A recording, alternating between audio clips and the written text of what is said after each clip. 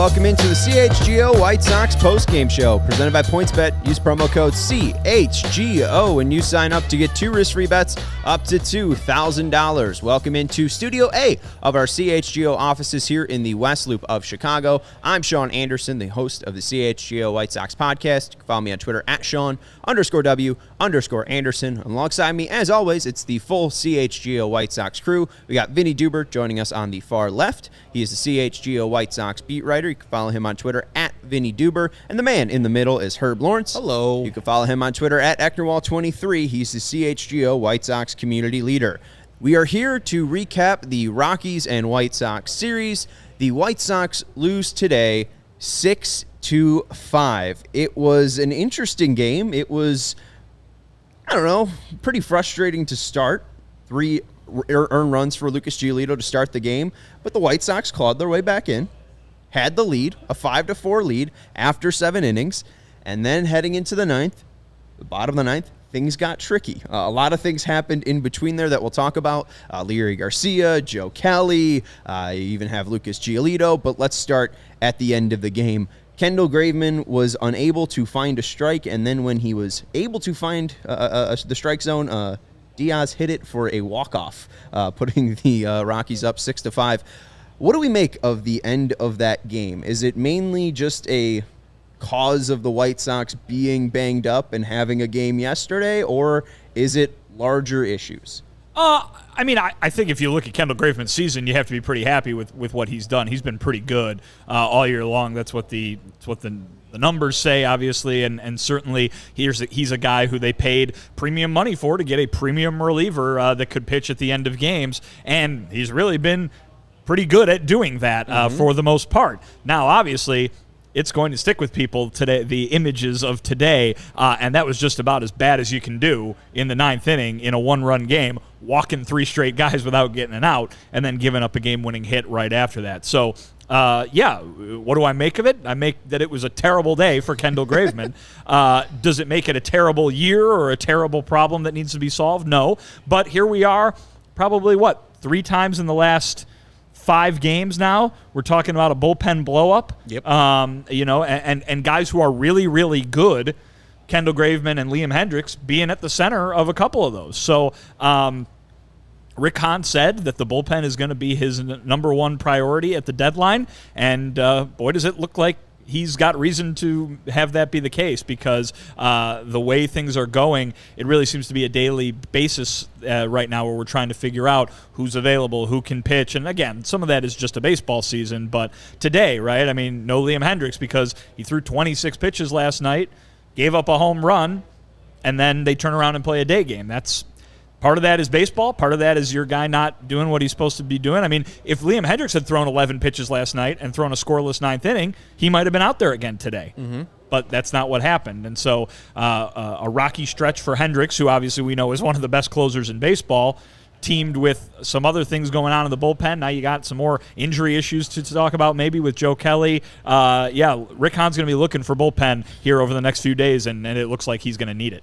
Yeah, it was something that we were expecting them to need would be bullpen help. But, Herb, this is something that's even a little bit different than what I was expecting before this game, because it felt like Joe Kelly was feeling all right. It felt like he was getting some good results. It felt like Kendall Graveman, there were some shaky moments with him, but he was mostly reliable. Liam's been fairly good throughout his entire contract with the White Sox this year. And then it's really, Jose Ruiz, Matt Foster, Tanner Banks. Can they turn it around, or can the White Sox even upgrade them at the trade deadline? Really now, outside of Liam Hendriks, I don't know who you can trust in the bullpen. Jimmy Lambert pitched 3 pitches in Colorado and got 3 outs, 2 holds. Now, I see people talking about maybe he should have left him in the game, and that's, I think, hindsight right there. If Tony La Russa doesn't go to Kendall Graveman that 9th inning and Jimmy Lambert does what Kendall Graveman did, they're all over Tony La Russa. Now, Kendall's got to perform. 3 walks is unexcusable. You got to get the job done. I don't have a problem with what Tony did right there. He did what he had there, and Kendall Graveman is his best option there. And yes, Jimmy had 1 pitch, and so he's well rested. He only had 2 the other day. But I know myself, if he brings in Jimmy Lambert in that 9th inning, there's nothing that good comes out of that if he gives up a run. Oh, Tony's doing too much. He's got Kendall Graveman. We paid all this money for Kendall Graveman, and we're going for this guy we've had in the minors forever, a minimum salary guy. So this is all on the individual players who didn't succeed, and he will need to go out, and Rick Hahn need to go out and get multiple bullpen arms, because Joe Kelly left today, and he has been largely ineffective, but lately been good. You see what Jose Ruiz is. He's really a guy that you put in the game when the game's either out of hand either way. I don't know if you actually rely on Jimmy Lambert to go down the stretch, even though he's been good this year. A 2.22 ERA, every time he's going out there, he's giving you a chance to win. And then Liam, you've had the torn UCL for years, but for the most part, he's been good. So, yes, Rick Hahn has his work cut out for him to go and get multiple arms and a left-handed bat, because this team struggles still mightily versus right-handed starting pitchers for some goddamn reason. The story of the bullpen this season, at least from my standpoint, has really been Hendricks been good, Graveman's been good, and everybody else has kind of taken turns at being good, right? Yeah. You look to a guy who pitched today like Matt Foster, or a guy who pitched today in Jose Ruiz. I don't think a lot of people would say that those guys are super confidence-inspiring, but they've each had their stretches where they have been among the best pitchers out of the bullpen. The problem is those stretches have come to an end, right? And so you're at the point where you don't really know what you're going to get from basically anybody who isn't Graveman or Hendricks right now. And obviously we're talking about recent results in which those two guys have not been able to get the job done too. So I think you're absolutely right. I think the multiple arms is something that Rick Hahn's going to have to try to do, if for no other reason because you need a lefty, and you need a guy at the back end. Yep. And that's the bare minimum of what you need. I suppose you could get that in the same guy, but you really need multiple upgrades there because of the way that the injuries have taken out your lefties, and now you might have another injury to Joe Kelly in which injuries have taken out your back end guys too. And I guess that's what's extremely frustrating to me is the fact in the offseason you go out and sign Kendall Graveman to a $24 million deal. He's worth $8.5 this year. You go out and sign Joe Kelly. He's worth about $7 million this year. And you go out and sign Vince Velasquez for about $3.2, right? You just invested around $20 million into your bullpen on 3 arms only. My big frustration with the White Sox, especially this year, is the fact that they haven't rotated more arms in and out of not only their 26-man, but their 40-man roster. They're not getting results from some of their guys that are currently on the AAA team, that are currently on the 40-man roster, that are taking up 40-man space. And I think that the White Sox should have address that depth issue more in the offseason. They should have gone out and gotten 5 to 6 relievers who have somewhat of minor league experience that you think you could work on a couple pitches to improve on in your pitch lab that has turned Jimmy Lambert into a great option out of the bullpen, has turned Davis Martin into a somewhat reliable spot starter from Charlotte, right? You've gotten good results out of your pitch lab, and it feels like the White Sox haven't even used it to their full capability. We see that Tampa Bay does a great job of just rotating arms and arms and arms in and out of their bullpen, and you don't know a lot of the names that come out of that bullpen, but they figure out a way to have a very good bullpen and a bullpen that helps them win. The Sox, I'm frustrated here because we've seen enough of Matt Foster. We've seen enough of Jose Ruiz. We've seen enough of Tanner Banks, and they're still giving shots to Anderson Severino down in Charlotte. Like, the White Sox should have put more assets into, or more money into getting more depth, right? They should have built out this depth more for this bullpen, because when Kelly and Graveman aren't performing, your big offseason acquisitions, like, it's just too many eggs in one basket, I think is what I'm basically saying here. It's frustrating because now you're going to have to go out into the trade deadline and see if you can add, maybe 3 or 4 bullpen arms to provide that depth for you. It's frustrating. It's really the only word that keeps coming out of my mouth. Even with the way that the lineup or bullpen was thrown out today, I think people have issues with Matt Foster going first, then Jose Ruiz, then Joe Kelly, then Lambert comes in to bail out Kelly after he has the right bicep flare-up, and then Graveman comes on. I would have liked to see maybe Lambert get a full inning. We talked about it already. I mean, yesterday he only threw 2 pitches. I would have liked to seen him maybe in front of Matt Foster, maybe instead of Jose Ruiz, and we saw him when Foster and Ruiz were getting into issues when they had some runners on. We saw Jimmy Lambert warming up. So yeah. I thought it was odd that they didn't go to him earlier. I think that Tony believes that like 7th, 8th, and 9th, they're only the high leverage situations or, late in the game. And he wanted Jimmy Lambert to be available for those situations. In a real world, he probably would want that to be set up for him to be in that 8th inning. But, yes, I would have loved to see Jimmy Lambert to give more of a high leverage situation than you had with Jose Ruiz. I know Jose Ruiz has pitched well. I mean, his last 2 outings, this one and the one before, haven't been good. I think before that, he was like at 10 to 15 scoreless outings. So I could see why Tony had faith in him, but I would go faith in the guy that has done the job all season long in Jimmy Lambert. So, yes, I can second-guess Tony on there. And initially I said, they have a limited amount of options today in the bullpen, so I can see why he goes to Jose Ruiz, but you just got to perform. Well, after a while, you got to perform. Right. Jose Ruiz has to come to the table and get no outs, have 0 runs across that plate when he's in there. Tony can only put in the players that are out there, and now they have to perform. I didn't feel that was an egregious thing to put Jose Ruiz in when he did.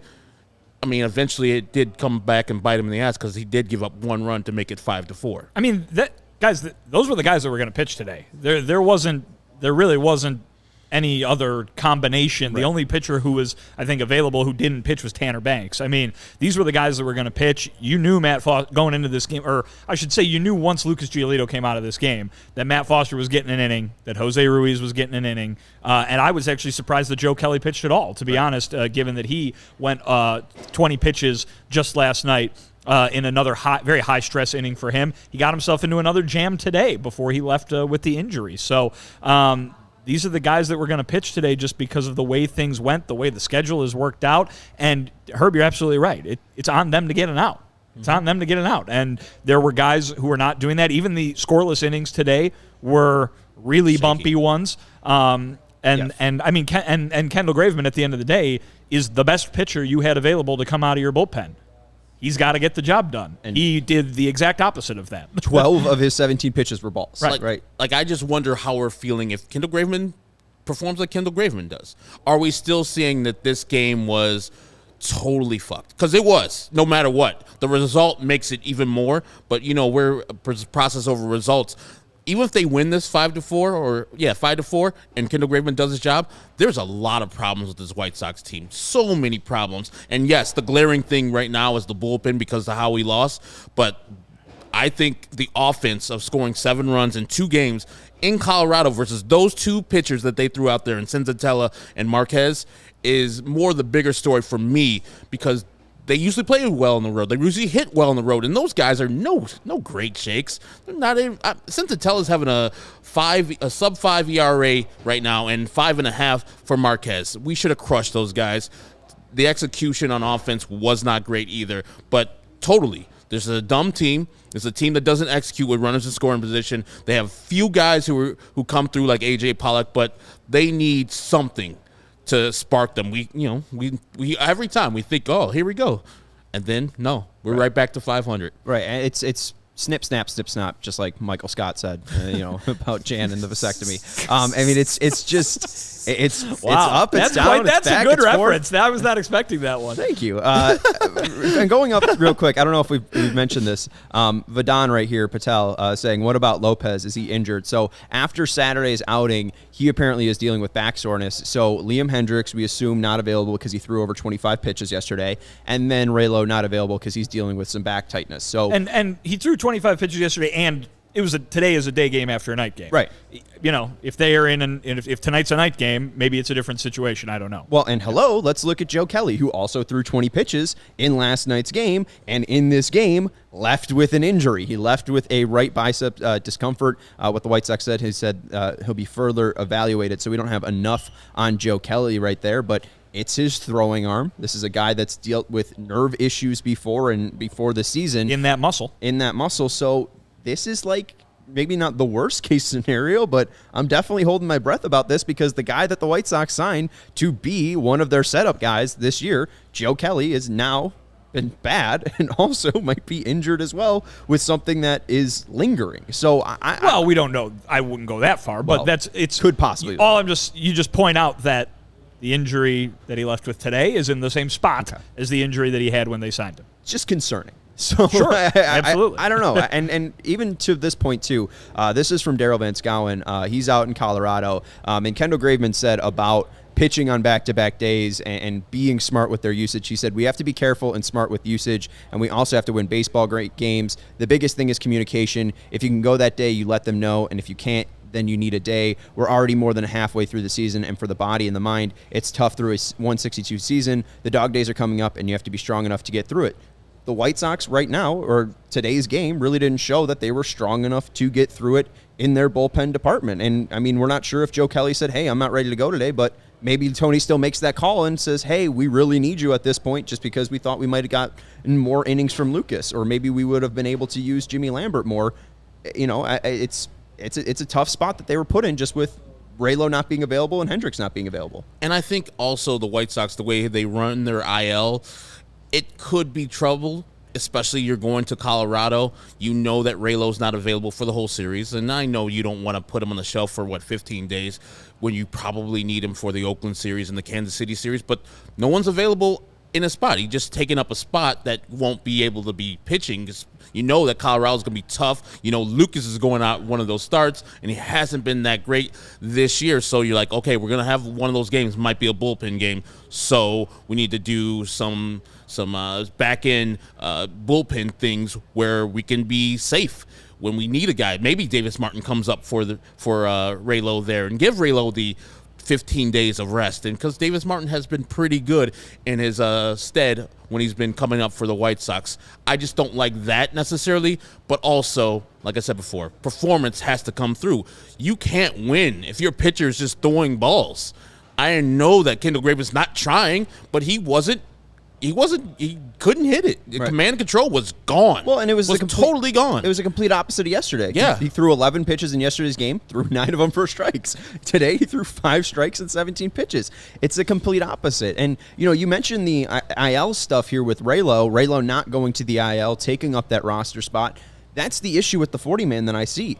There's no one that you can call up right now that could take his spot and be as effective as Reynaldo Lopez, or even give you anything it'd be Martin. Davis Martin would be the call-up. Right, yeah. It'd be Davis Martin, and he is a starter. Like he's a guy that right now is making starts in Charlotte, has seen like he's most comfortable in that role. And the White Sox have about 6 guys just taking up space on the 40-man roster that can't help this team because they're bad and struggling in AAA. The only guy that might be an option would be Bennett Sousa, but he's a lefty, and he had his own struggles up here in the major league level. So not only do the White Sox need help at the trade deadline, but they need help with their 40-man roster, and they need help with this bullpen because Tony wasn't in the best of spots today. I thought he might have been able to use the bullpen a little bit better, but overall, it's exactly what you're saying.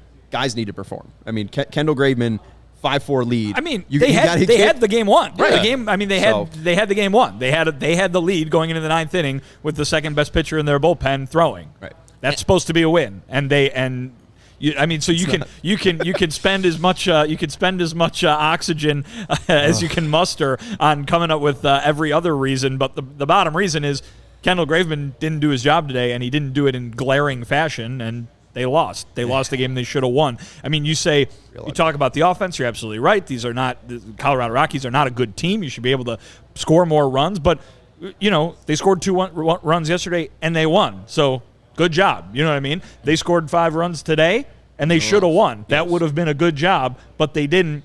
The bottom line is not that the offense didn't come to play. A.J. Pollock gave them the hit that they needed to get in order to win the game. The relief pitcher who you counted on, who you gave the money to, didn't do his job. It's you can talk about being put in a bad spot if you want, but that was a fine spot for him to be in, and he blew it. It was 5, 6, and 7 batters, so it wasn't like the meat of the order. And what does Colorado? Their meat of the order is at the 3 and 4, so you didn't have to face Bryant and C.J. Cron. So I don't know. Some of those things Kendall didn't come through, and I'm not necessarily blaming him, but he didn't come through. Like, if he's giving up bombs, you can look at him and say, oh, man, what the hell? What's your pitch selection? He couldn't get the ball over the plate where he needed to. And, yes, Jensen Visconti was a little precise, but also you saw the strike zone the whole time. And the one time Sebi caught a ball that was an actual strike of the slider, he caught it back in. And the umps are usually going to give that a ball call anytime. So Kendall Graveman failed today. the White Sox fail to get the light dusting. And that was, yes, it would have been a nice dusting there. And that was on a 3-2 count, the Sevy pitch. So if you frame that correctly, that might be a completely different game. It's a lot of what-ifs there. Interesting, too, for the Sox. I mean, last year, starting pitching was such an important part of this team. They were having guys going into the 7th inning, the 8th inning, and you weren't dealing with these guys being unavailable because they weren't just being used as much last year, the bullpen pieces that were so effective. This year, the Sox have the 10th most innings pitched out of their bullpen, and I know that the ERA is ugly, but the FIP, the fielding independent pitching, has been pretty good. It's 8th in baseball. So the pitchers, for the most part, have been doing their job.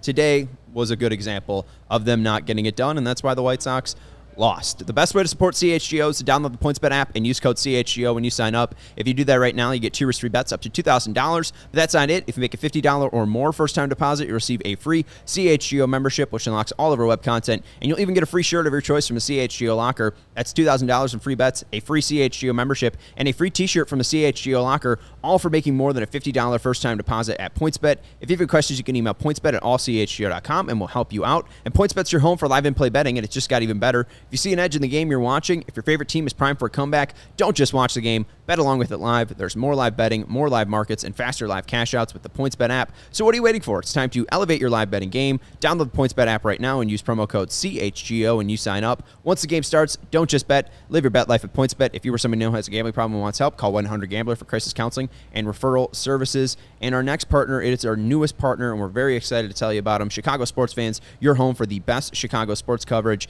is partnering with a leader in the sports merchandising and collectible world. CHGO has teamed up with FOCO to secure your access to the best collectibles and gear around. Whether it's Bears, Cubs, White Sox, Blackhawks, Bulls, FOCO will have something for you, your kid, a friend, or a loved one. If you're looking to get some new gears, collectibles, or accessories, FOCO has officially licensed swim gear for men, women, and kids with everything from bobbleheads to swimsuits and Crocs. And if you look at the White Sox one, they got a lot of nice bobbleheads on there. So I just want to say, if you're a bobblehead collector, if you're looking to add to your brand new set here, your video podcast set, you can go out and get the Jose Abreu, Yohan Moncada, and Tim Anderson triple bobblehead right there. They got Luis Robert and the City Connects, or a Dallas Keuchel Gold Glove bobblehead. Wow, that's exciting. We should get that one. Yeah, honestly, hey, Brandon, $75 for the FOCO bobblehead. We want the Dallas Keuchel Golden Glove one. We'll get that for the Ranger series when he pitches against the White Sox. There we go. Shuts us down. FOCO has you covered, the best Chicago merchandise of your favorite team. Head over to FOCO.com or click the link in the below in the YouTube description. Again, FOCO, FOCO.com. For all non-presale items, use the promo code CHGO for 10% off. Again, at FOCO.com. $75 for the Gold Glove. The Dallas Keuchel. Gold Glove That's bobblehead. pretty good. That's exciting. That's pretty good. All right, let's talk about the offense here, because I did see Melissa say no home runs in Colorado. Yeah. Are you serious? Not only no home runs, but only 5 extra base hits, all doubles for the White Sox today and yesterday. Important ones from A.J. Pollock, important ones from Yohan Moncada, but it just wasn't enough. You mentioned the frustration with the offense. What'd you see? I just saw a lot of their bats were fine, but this is Colorado. I don't know if you do a thing, you're like, hey, let's have an emphasis on getting underneath the ball, getting the balls in the air, but I don't know. The White Sox had a lot of ground ball double plays, and the one they had, I think it was a Yasmani Grandal, lined to a double play with Jose Abreu. It just seemed like more times than not when they had runners in scoring position, they were doing exactly what the pitcher wanted them to do. Instead of taking the ball to right field, dumping over the first baseman's head, they're grounding the ball because they're way out in front of a slider and grounding the ball to shortstop for an easy GIDP. I don't know what the execution was, what the game plan was versus these two guys, but it did not work. We're only getting 2 runs versus Marquez, and I think they only got 2 runs versus Senzatella before he had to leave the game. Not good. Not good enough. This team should be hitting home runs. And I know people are clamoring for Eloy, but we talked about that in the pregame. Like, A.J. Pollock is hitting much better right now. He's having a good time, and he can patrol left field, unlike Eloy, who uses injury risk and doesn't play left field particularly well. Well, and we just saw him pull up in Cleveland trying to catch a fly ball. That was one thing that Tony said was in the biggest outfield, putting Eloy out there just might be something that they completely avoid, which they did. And like Vinnie said, day game after night game, 100% you're going to not have the catcher who caught the night game before play catcher again. So you had to have your hot bat, Yasmani Grandal, at designated hitter. So Eloy can't bat right there. That move paid off handsomely. Yeah. They scored 5 runs on 3 hits, all with 2 outs. 2 of them came from Pollock and Grandal. Yeah. That move worked perfectly today. And I know people are getting on Lurie, and I will get on Lurie. But him in the lineup, I don't mind necessarily, because Adam Engel really hasn't done anything with the bat as of late. I mean, he did well in Minnesota before the break, but you need lefties to go against Sensatella today. I don't necessarily want him in center field, but he, got on, and he's the one who started the rally by hitting Sensatella with the ball right back up the middle. Knocks him out of the game, too. Lurie is not smart for getting picked off at third when Yoan Moncada walked right there. That was one of the worst plays I've seen in a while. But as Lurie is wont to do, makes a great catch in the gap and then hits that ball off of Sensatella, which starts the rally for the White Sox in that inning. It wasn't great. The offense needs to be lifting the ball. I don't know. Frank Menachino is telling us these guys are not listening, whatever. Home runs at Coors Field should be just assumed. That's what I assumed that Luke was going to give up home runs. I don't care. Make them solo shots. The White Sox should be better on the road, especially at Coors Field, especially versus those 2 pitchers. They should absolutely be hitting more home runs. There's no doubt about that. And I think that's probably the big takeaway here offensively is, man, they can't even get the home run ball when they go to Coors Field. That being said, like I mentioned earlier, I mean, They did enough today. The offense did enough today. And, I mean, how many weeks did we sit here saying where's a game where they could score 5 runs? When are they going to score 5 runs? Today they got 5 runs. It's not like the greatest thing on earth, obviously, but they did enough to win. The bats did enough to win, and the bullpen let them down. And last night, the bats only scored 2 runs, but it was enough to win. And I think – at the end of the day, this team's got to win games. This team's got to start winning games. That's what it comes down to. And on any given day, it's going to be a different level that your, individual facets need to reach in order to contribute to a winning effort. The last 2 days, the White Sox bats got to the level they needed to get to contribute to a winning effort. It still didn't work out for them today. Right, and just going to the fly ball stuff and them hitting the ball in the air, 9 fly balls in this series against Colorado. In just the last 2 games against Cleveland, 19. Yeah. So they ended up hitting 3 homers in that game. Obviously, that was a good win on Sunday against Bieber. They end up winning that game too on Saturday, 5-4, where Lance Lynn ends up starting. They ran into some bullpen issues there in that game on Saturday too. Right? Because that was supposed to be the Saturday games, the doubleheader games. They both of them. So I mean, the offense has been doing their job for the most part, and it's just frustrating when they don't hit home runs. But still, that's not the reason they lost today. It's still on Kendall Graveman and the bullpen not doing their job. But I want to go back to the Leury Garcia play. I think it's the first time I've ever seen an inning end on a walk. That was surprising to see the least. I thought Moncada was at least going to get another at bat, but he just gets screwed. He gets the on base, but let's take you through it. So Harrison flied out to right. That was the first out of the inning. Then Garcia struck out. He got to first base on a wild pitch, so drop third strike. Garcia reaches first base. Then Zavala singled to right field. Garcia went to second, and it was a weird play. Zavala popped it up. It sliced down from the right-handed batter's box to right field, and it dropped right in front of Charlie Blackmon right on the left side of the line. So it was a great job by Zavala. Garcia and Zavala get on. Then Anderson grounded out to first. Zavala went to second because Iglesias didn't touch the bag. So Zavala and Garcia were safe. The return throw to first got Anderson out. So there's 2 outs. Zavala at second, Garcia at third.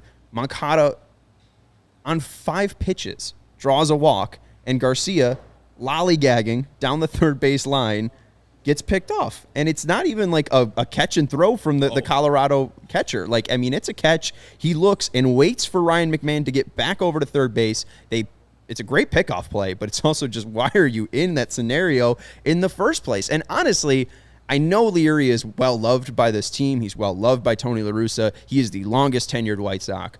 But that shit can't fly. I understand he made a great play in center field. It was a nice play in the gap there. But also him jump throwing from the warning track. It didn't affect the play, but it's just weird fundamentals. Him grabbing a ball that was a one-hopper in center field barehanded. Yeah. It's just odd for a guy that doesn't show that much skill on the base paths and in the field. He really is pretty lackadaisical out there, and this is what you can't get from this player. He needs to be your smartest player. He needs to be your best base runner. He needs to be your best defender, and he needs to be perfect when he's out there, and he just hasn't been this year. And I would love to give shit to Joe McEwing, but that is a grown man at third base that's played baseball for a long-ass time. I don't know where you're going. It's a 3-1 count with a left-handed hitter up. The catcher has a clear view of you. He sees you perfectly. He's been seeing your ass, trying to creep down, get that good secondary lead. Where you going? It's 2 outs. It's not like you have to bust it because it's a 1 out and they might be coming home to get you and cut you out for the run. It's 2 outs already. And the ball was outside. Ball. 4. Where are you going? Where are you going? And the pitcher wasn't showing signs of hitting the ball in the dirt, so I got to get that good secondary because he's going to throw that slider. Because he wasn't in an advantageous pitcher's count where he's ahead and he wants to go to the dirt. So it made 0 sense for Lurie to be caught off, the old adage, don't be making the first or third out at third base. That is probably one of the worst outs I've seen, especially a team down at that point, to ever get out.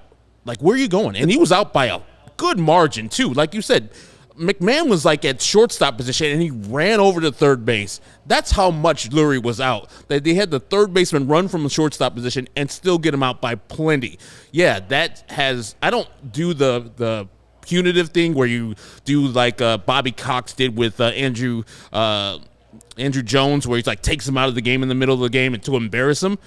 But I say some words. There's got to be something. I'm sure Tony and Joe McEwing and all the guys are going to say some words to Lurie because that can't happen. That is a poorly coached team and a poorly executed play by him because I don't know what he was thinking in that moment. It makes 0 sense that he was that far off the bag. Yeah, the only thing that I can think of as an explanation is, again, what we've talked about recently, trying too hard, trying to do too much, which is, I'm on third base and I'm going to score if the ball gets away even a little bit. So I'm going to run halfway down the line, but that's not smart. No. You know what I mean? And it's so finding new ways to lose. You're great from John. It's you're wanting to do it so bad that you're forgetting what you're supposed to be doing, and that's that was an awful looking play, no doubt about it. I would say this. Lauri's an easy punching bag for everybody because his numbers are what they are. There's a lot of people on this team that have made mistakes like that this year. And I think that the base running, the defense, these are things that have stuck out about this team as, you want to know why the White Sox are 500 and not hitting the heights that we thought they would be by this time of year. Right. Those 2 areas which, are ones that everybody really focuses on when it comes to fundamentals and stuff like that, they have not been they've been far from up to par. We'll put it that way. And I mean, I can even remember a few weeks ago, maybe it's a month at this point. Summer's blurring together a little bit, but asked Tony, where is this team fundamentally? And he said, honestly, at the time, it's a work in progress. And he was confident that they would get it to work, but we've seen far too many plays like that play this season. And I think, if we hadn't, you look at that play and you go, what was that? What is he thinking kind of thing? At this point, it's very much a trend because that's what this team has been doing all year long. And to put on that, you're talking about a team leader, a guy that is an all-star shortstop, Tim Anderson. Ground ball double play, pretty much routine double play. Forgets to step on second base. Old school neighborhood play would have reigned there, but that hasn't been in the league for 5 to 10 years. So Tim's got to do better. He's better than the guy that makes those mental and physical lapses from time to time. I need him to be better there. He made up for it eventually with a single. He got Lurie in, but we don't need to be making up things. We just need to be executing simple plays. Step on the bag, and Tim likes to do that. Take the ball himself, doesn't trust himself or feels that his arm is good enough to get the job done, and then throw to first, get the double play. That is what Vinny's talking about. It's not just Lurie. It's superstars that keep on doing that all time and time again, and Tim cannot do that. Well, he is the leader. He is one of the leaders, and he's an all-star shortstop that started the game. That can't happen. And when we've seen the play, I think it was recently, I think it was either Kopech or Lance Lynn starting, where TA grabs the ball and tags the guy with the glove, but the ball's not in the glove. Like there has been recent plays like that that have been frustrating to see from TA, but it was also pretty close. I mean, like if there's no replay, it was pretty that close. Guy's That's a good out. point. Yeah. I mean, there's no space between his foot and the bag there. It's just not touching the bag, which apparently they can tell. And still his foot ends up lifting the bag after he throws it, but it's a very bang play. I understand Tim wanting to get the ball out of his hand as quick as possible to get to first. I can't bash him on that, but in a game where you lose 6-5 like this, you got to look at every single thing. That didn't cost them ultimately because no run scored, but still, it's a thing you just got to clean up because eventually it will cost them. Well, and I mean that's the thing too is like all that Larry stuff happens. They've got the lead in the ninth inning. Like, is that even the most memorable base running mistake they've made this year? I mean, Danny Mendick in Toronto. What about the triple play? I mean, there have been times that. The Larry one today was really bad. It might not even be the worst. I would say it is the worst just because in that triple play and even in the tagging play with Reese and Danny Mendick there, it's two guys at the same time. Like there's a lot of issues with that. It's Danny Mendick tagging up when he shouldn't have, right? And Reese is just doing his job. It's Moncada and Engel not communicating. Like I feel like that has more on the coaches and the team right there. Like Daryl needs to be telling Danny, you're staying here on that Reese play. I mean, Daryl and Joe need to be more clear with Yoan and Adam on the base paths. And clearly it's not any single guy. I mean, we were talking about 5 different guys here in this one thing. But Leary, it's such a singular moment. Leary does not need to have that big of a lead. Joe clearly needs to tell him something when he sees him taking that big of a lead. But also, you can't make the second out at third. This would have loaded the bases for A.J. Pollock, and that could have just ended the game right there. I mean, they could have been up 4 runs, and we might not even see Joe Kelly in this game, and we might see Tanner Banks because it's a comfortable enough lead to go with Banks, Foster, Ruiz, and then maybe, Jimmy Lambert to end it. Like, that could have been a game-defining moment where you have Senzatella on the ropes, A.J. Pollock, who's hit him well throughout his career. That's probably the biggest boneheaded base running error that I've seen, and I understand the triple play has never been happened, especially that ilk has never happened before. So I get that people might pick that one, but this Leary one is just so shocking. I mean, there wasn't even a ball in play to get out on. Like, I mean, he walked. The bases would be loaded. If he just stood on third base, the bases would have been loaded. I don't get that. But talking about the fundamentals in a whole, it's been brutal to see. And this team doesn't take the extra base below league average and extra base taken percent. Jose Abreu did today. Yeah, that's true. And we saw Eloy do that as well yesterday. Yep. I mean, there's been some moments, but for the large majority, it just doesn't feel like this team is the smartest on the base paths outside of when they're stealing bases. They're really good at stealing bases. All this being said, and so to bring some sunshine to you guys. As the clouds part over the city of Chicago behind us. So beautiful. The White Sox are terrible or just average. But guess who That's is? the sunshine? But guess who else is? The Minnesota goddamn Twins. They're terrible too. And the White Sox are, even how badly we feel. Exactly, Joe. They're terrible, and the White Sox are only 3 games back, and if they could have won today, there would have been 2. They're catching these sumbitches. I don't care what you guys are saying in the comments. They're catching them. Even though the White Sox are fundamentally flawed and they have lapses of judgment and errors all the time, they're better than Minnesota. Book that shit right now. Book it. We're going to the playoffs, damn it. Here's the thing, though. If we're going to the playoffs, I really feel like it's coming down to that scenario we've been talking about. The last 9 games, guys, 6 of them against Minnesota. Please. Guys, ever since I said this, there have been 2 very entertaining baseball games played. Now, I know no one in this chat, no one sitting next to me is happy about the way it turned out today, but that was an entertaining game to watch, at least today. Yeah, I mean, definitely a lot of things happened. There's a lot to talk about from the game and stuff that we might not get to. Guys, the teams, the score is changing, the lead's changing back and forth. And Jimbo brings a good point. And it was Vinnie who brought it up.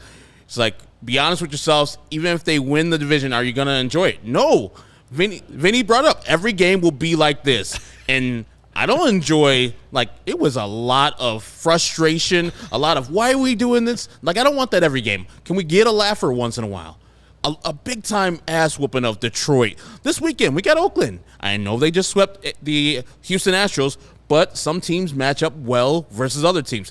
Those A's aren't anything. And theoretically, they'll be trading some players away, and hopefully they'll do it before this weekend starts. They should dominate the A's this weekend. They should dominate the A's this weekend. When it doesn't happen, I'll come back here on Sunday. I'll be like, fucking shit again. Not like, even 10 days ago, the White Sox beat Minnesota 11-0, and you're looking for a blowout. More.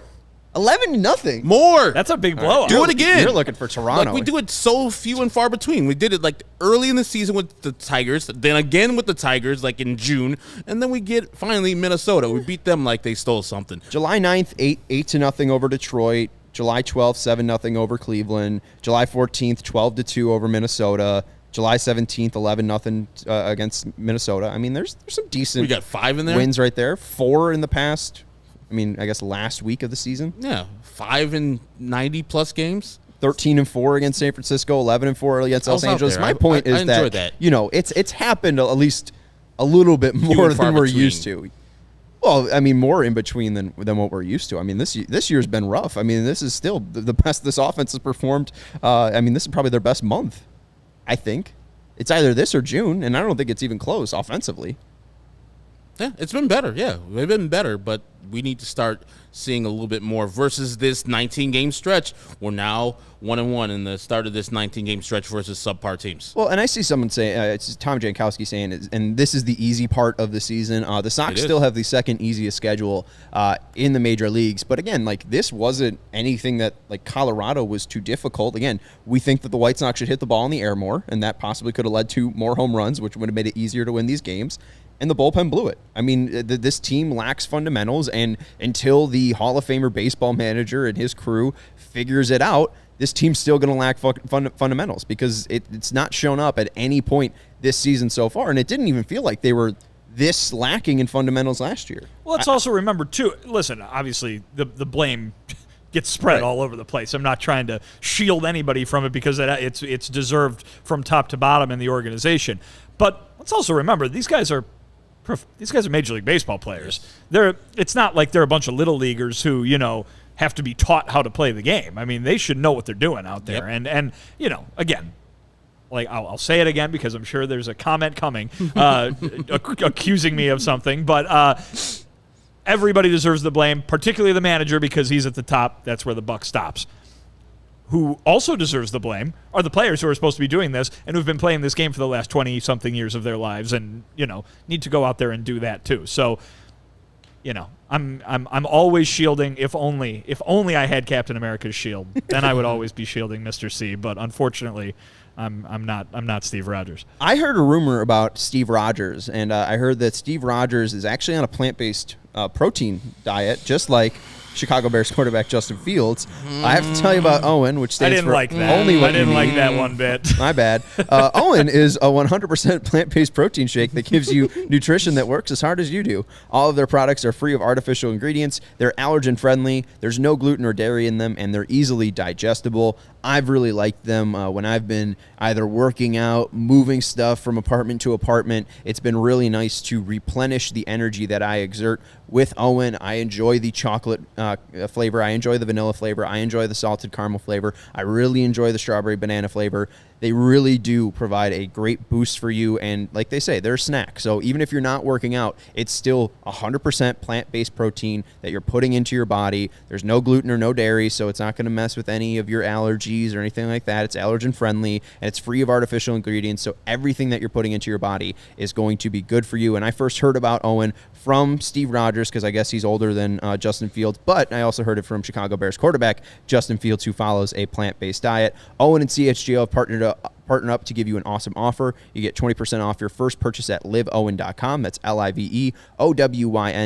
And with code CHGO20, you can get 20% off your first purchase, again, at liveowen.com. Join me, Justin Fields, and Steve Rogers, and try Owen. It's only what you need. And we are coming to you live from the CHGO studios here in the West Loop of Chicago. If you want to become a member, go to allchgo.com.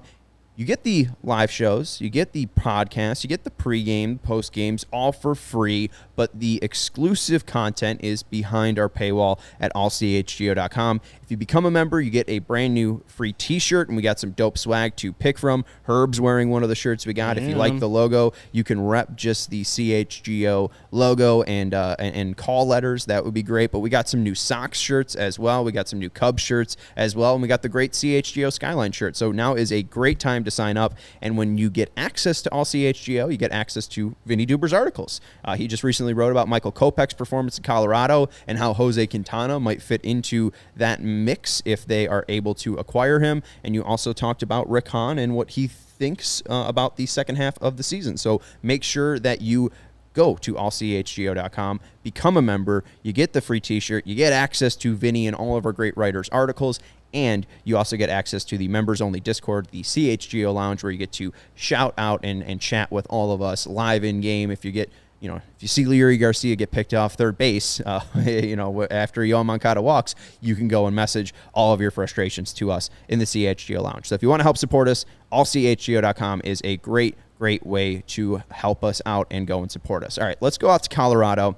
Daryl Vince Gowan is in the clubhouse, talked to Joe Kelly post-game, and Joe Kelly said he's confident he won't miss time and that it's the same issue that delayed his start to the season. So he's confident he won't miss time, but also he missed time with this issue before. So we don't know a ton about this this injury. We don't know a ton about what's happening and how he's feeling, but again, the concern level, at least for me, is there just because this is something that has bothered him before, and it kept him out for a fair amount of time early on this season. Yeah, he's already had 2 IL trips this year, including the one that started the season that dated all the way back to the spring. And that he says that's the same issue, huh? I don't have Daryl's tweet in front of me, but he said it was the same issue. So the nerve, word for word was just the same issue that held him out in the start of the season. So there you go, and we'll see. I think we'll see, right? I mean, listen, he couldn't pitch with that, and the White Sox didn't want to rush him. They were very, very adamant at the beginning of the year that it's like, Joe Kelly's not going to start the year, but that's okay. They want him to make sure that he was full go and that he could be there for the end of the year listen, that's why you signed Joe Kelly, not for April. You know what I mean? All the games count the same, but Joe Kelly has a couple World Series rings. You wanted to get him to pitch in the highest leverage innings in the highest leverage moments of this season, and they were okay if he was going to be okay to do that with letting him sit out in April. If it's the same issue, certainly you got to wonder what the treatment is. And, if he's saying he's not going to miss any time, I trust him. He knows his body, obviously, but we'll see how that develops over the next few days. Obviously, everybody's mentioning they got the off day tomorrow. We'll get an update from Tony about it on Friday, I would imagine, and we'll see. Maybe it is something that affects his availability only briefly. You know what I mean? Yeah, he'll be out for 2 more days, but then he'll be back, kind of thing. And I understand that has frustrated some folks as well, the way that has seemed to happen to a lot of different players this year. But listen, you don't want to be without him because Herb, as you mentioned, he has been coming on lately. Yep. And also he's got the experience to pitch in those late innings, to pitch in those high leverage moments. You are running out of guys on this roster who are able to do that. You were hoping that Garrett Crochet was going to be able to do that. You were hoping that Aaron Bummer was going to be able to do that. You're down to 3 right now, and if you lose Joe Kelly for any more time, you're down to 2, and that's not a good spot to be in. Could definitely affect Rick Hahn's work here over the next few days. And like we said earlier, Raylo, back problems are not a thing that you like to hear. Always with back, you're like, okay, is this good today? It might flare up later. So, and I see people talking about Joe Kelly. We don't need him in 6 ERA.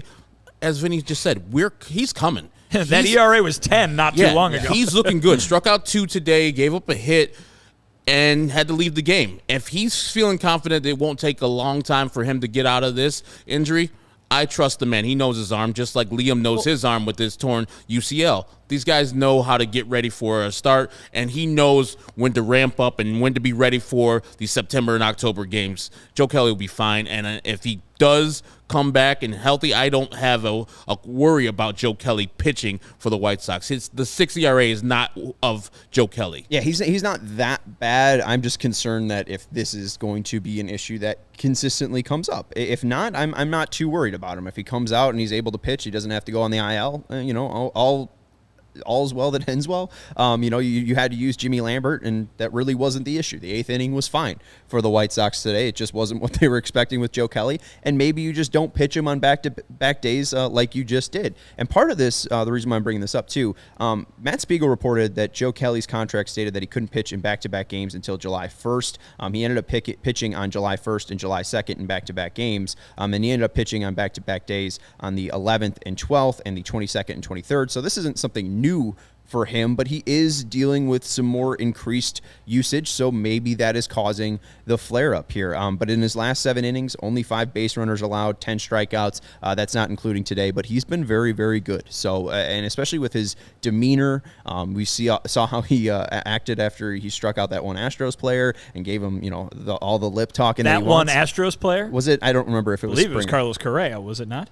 We're talking about a couple of years ago? Yeah, when he was like... Or Bregman. It was Bregman. No, it was Carlos Correa. You guys Correa. Yeah, so, I mean, he was giving shit to him. And I just didn't know who it was. This year, where he picked off Aaron Hicks. Yeah. And he's like, what the fuck are you doing? You think you're all hot shit or something? I wonder if the Rockies catcher looked at Lurie like that. What the fuck are you doing?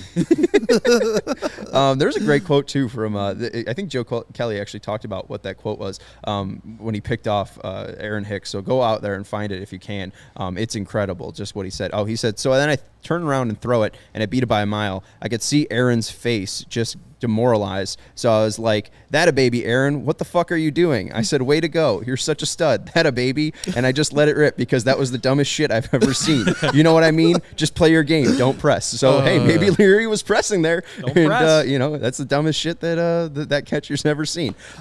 I'm a little concerned about Graveman too. Just before we end this whole show, Graveman. We've got some race results to get to. By the we way. do. Oh yeah. We'll end the bad and then we'll get to the good.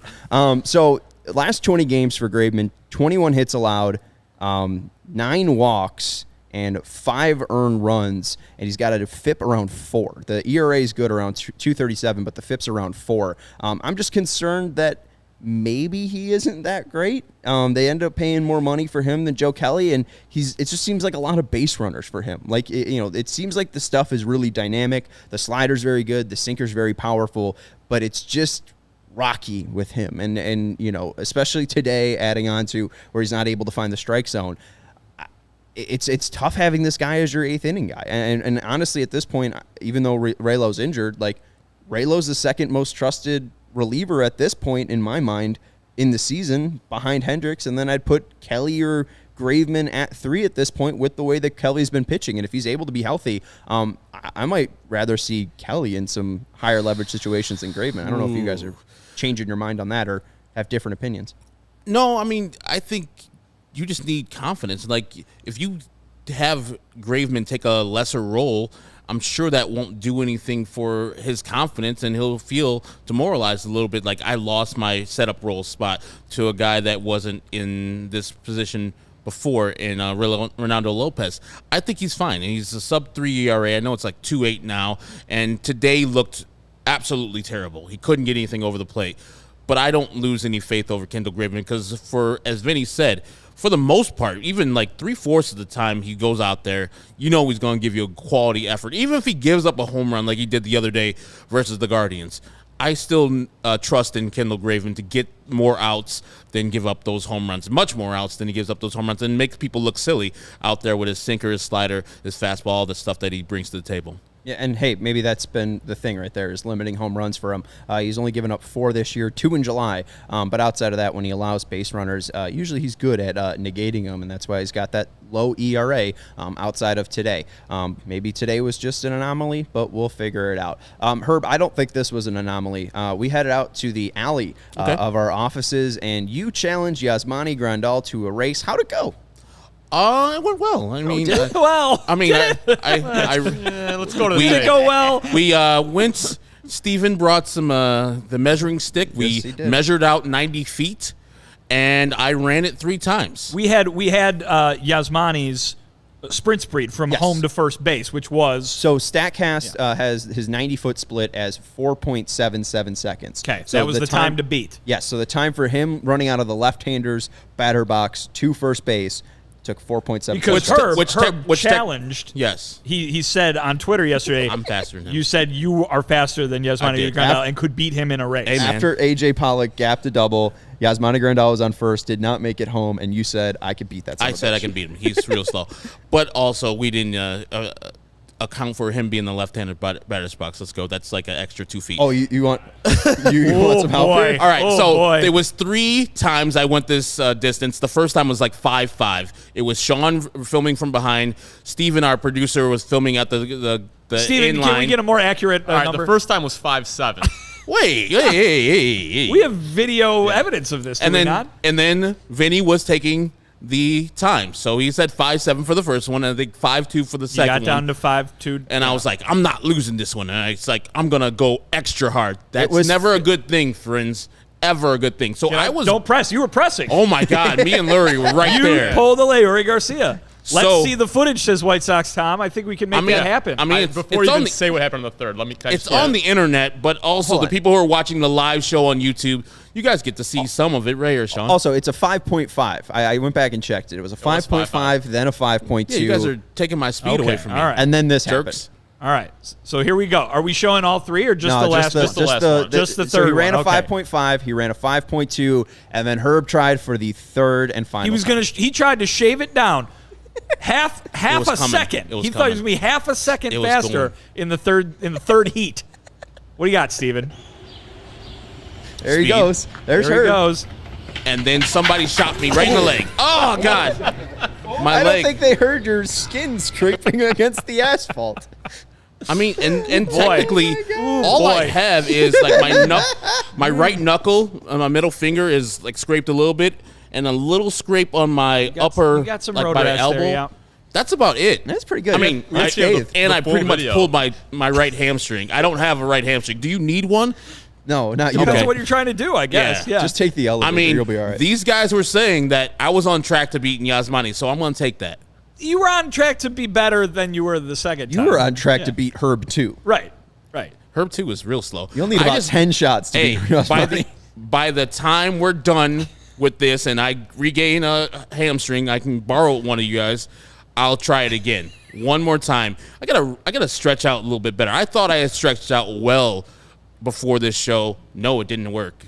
Do you guys want to see the extended cut? Yeah, There's an extended absolutely. cut. Oh, Oh, there is. well. That's there when is. I'm dead on the ground, Steven? Bonus footage. Swing and a miss, and here's the runner coming home, and the throw, and Valdez with a tag. They got him! Valdez tagged out Pagan Oh, that's on good. the strikeout. The ball getting a How few did I feet not away. make it, though? Toll scrambling forward. Yeah, and where's how the about tag? that You're for out. a I play went to win around the game? tag. I think you went over home plate. I gotta talk to the ump, think you man. He's missed the blocking the plate, plate. Give me a zone. Shall we play guess that Red Sox catcher? Any guesses? That was from a while Kevin ago. Plawecki. I was thinking Plawecki, maybe Saltolomakia, 25. That's right way there. back when. Hey. That's way back when. That didn't look like it as was I, HD. As I said, I have a hamstring problem. I'm natural White Sox. Oh man! I Wow. mean, I'm going to be honest. I don't think I could beat Yasmani Grandal in a I race. know that I can't. You can. Yeah. You're faster than me. I don't know if I want to say I can and then not do it. Yeah, I mean, that's I don't know that's if I'm why that you're much you faster over than you. there. I open my mouth and then stick my foot in it. You're like, I know that shit wouldn't be good. And Vinny's much smarter than all of us. It's like, saying dumb shit. You got to kind of prove that. I just say it and then let it go out in the atmosphere, and then these jerks are like, hey, let's go and do it. Hey, and Like, son of a bitch. Don't ever slide into first. yeah, I was about to say. Danny Matheson saying, "Don't ever slide into Oh, first." God. That's your. It is my own thing. advice. And Stoney, too. Yeah. Stoney's going to be really pissed at me. Oh man, I didn't break anything. I'm good. That's the best news, and it sounds like Joe Kelly didn't either. The only thing that the White Sox broke were our hearts today. White Sox lose 6-5. They split the series in Colorado. They got a 3-game series coming up against Oakland starting on Friday. We got a show tomorrow, so we don't have to do too much previewing on this show. We can end it right now. We'll have a show for you, a live show starting at 4:30 tomorrow. It'll be Vinnie, Herb, and I. So join us there. It'll be an hour of fun. We'll be doing a trade deadline special. So if you're thinking the White Sox need to add some bullpen pieces, if you think the White Sox need to add some left-handed bats, we'll talk about the names that could possibly be available, and hopefully we got some expert advice as well joining the podcast, but we will see. That's Vinnie Duber on the far left. You can follow him on Twitter at Vinnie Duber. He's the CHGO White Sox beat writer. Man in the middle is Herb Lawrence, the fastest man in the world. You can follow him on Fastest Twitter. man on this set. That's At great. XGO23. Take that, Steven. Yeah, Steven. Fuck out of here. How did we make it to the finish line? You're stumbling. Now Steven and I will be in the alley after today's show. They'll be seeing out if there we're- all night trying to break Herb's record. 5.2 is the official record for the CHGO White Sox 90-foot sprint. Well, maybe we'll invite Yasmani to our alley and see if he wants to run. Maybe he's better on asphalt. Anyways, I'm Sean Anderson. You can follow me on Twitter at Sean_W_Anderson. You can follow the show on Twitter at CHGO_White Sox. And if you want to find the full 3 legs that Herb ran, All three heats, go to at CHGO_White Sox on Twitter, and you could see all of them pieced together. It's about 1:20 of great fun. Herb, maybe next time. Get him next time. But for Stephen Nicholas, I'm going to go out on it one more time, and we can go to the end screen after that. Okay, that's I'm fine. sure everyone wants to see it once more. So we'll send you off in good style. Thank you to Stephen Nicholas for his production and his work getting the Herb content all ready and prepped. And thank you to Fleetwood Mac for your 1979 album, Tusk. We'll see you tomorrow. Go White Sox. Speed. Gas. There it goes. Oh.